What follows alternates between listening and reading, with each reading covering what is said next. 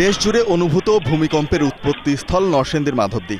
আবহাওয়া অধিদপ্তরের তথ্যমতে ভূমিকম্পটির মাত্রা ছিল 5.7।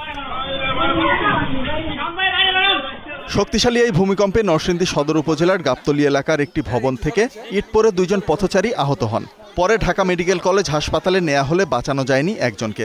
এছাড়া পলাশ উপজেলার মালিতা এলাকায় মাটির ঘরের দেয়াল ধসে এক বৃদ্ধের মারা যাওয়ার খবর মিলেছে।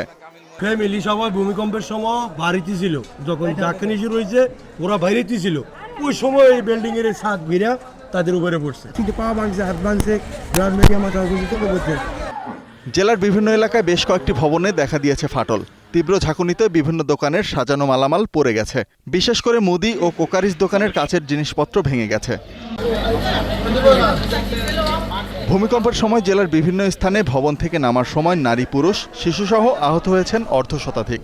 এদের মধ্যে নরসিংদী সদর হাসপাতালে 57 জন ও জেলা হাসপাতালে 10 জন চিকিৎসা নিয়েছেন। এছাড়া উন্নত চিকিৎসার জন্য বেশ কয়েকজনকে ঢাকায় পাঠানো হয়েছে।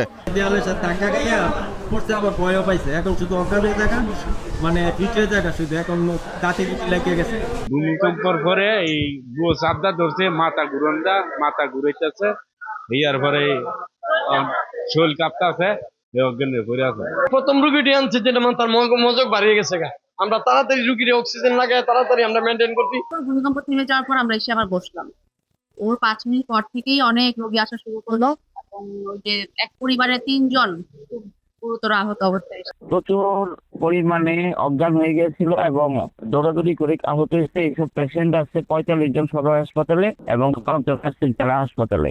এর মধ্যে ফার্ম ভেঙে পড়ে ফ্যামিলি মেম্বাররা 3 জন আহত হয়েছে, 2 জন হইতে ইনজুরি সিরিয়াস, তাদেরকে ঢাকা পাঠানো হয়েছে। এদিকে ভূমিকম্পে ঘোড়াশাল তাপবিদ্যুৎ কেন্দ্রের জাতীয় গ্রিডের একটি সাব স্টেশনে আগুন লাগে। পরে ফায়ার সার্ভিসের আধা ঘন্টার চেষ্টায় আগুন নিয়ন্ত্রণে আসে।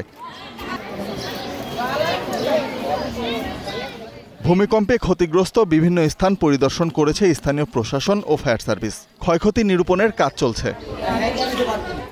Desk report, star news.